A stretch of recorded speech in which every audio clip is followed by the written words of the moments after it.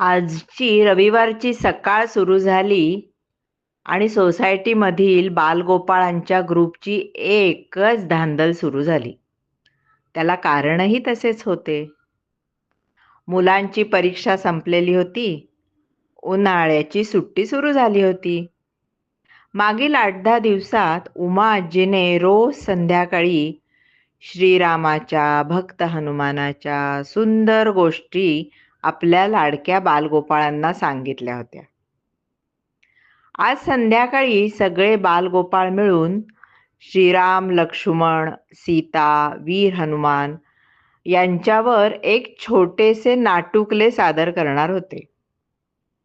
प्रत्येक घराघरामध्ये जाऊन बच्चे मंडळींनी मोठ्या लोकांना खाली पार्किंगमध्ये यायचे आमंत्रण दिले होते.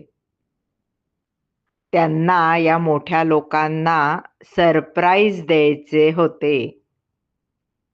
अर्णव दादाने सगळ्या मुलांचे रोल ठरवले होते.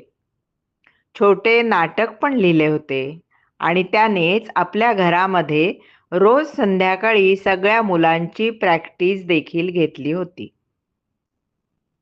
विवानला बनवले होते श्रीराम, पार्थ झाला होता लक्ष्मण, तर आभा झाली सीता.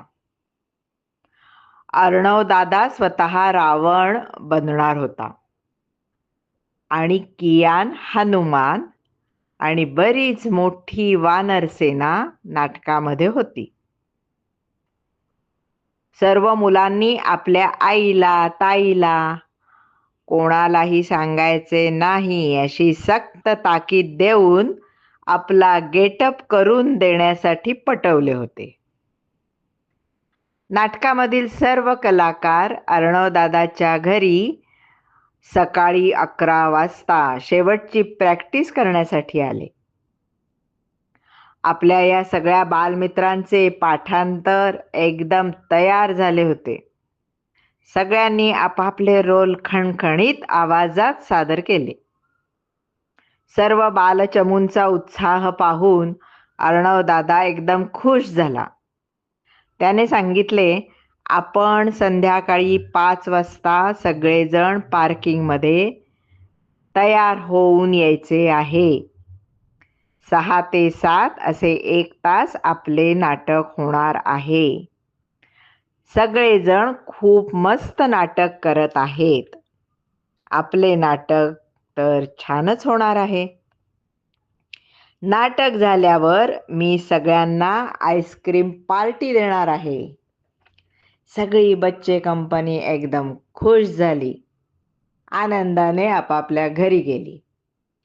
5 वाजता मोठ्या मोठ्या मिशा लावून हातामध्ये गदा घेऊन सगळ्यात प्रथम अर्णवदादा आला. तेव्हा त्याने पाहिले, आधीच सीता बनून आलेली आभा तेथे उभी होती. आभाने सुंदर परकर पोलके नेसले होते. मोत्याच्या माळा, कानातले झुबे, चापाची छोटी नथ, मोठी वेणी घालून त्यावर गजरे. खूप सुंदर तयार झाली होती आभा. श्रीराम झालेला विवान त्याचे खेळामध्ये असलेले धनुष्य पाठीवर घेऊन, नेहरू शर्ट आणि कद नेसून आणि कपाळावर चंदनाचे उभे गंध लावून आला. लक्ष्मणाने तर आपल्या आजोबांचे सुंदर सोवळे नेसले होते. चंदनाचे उभे गंध लावले होते. दोघे राम लक्ष्मण फार छान दिसत होते.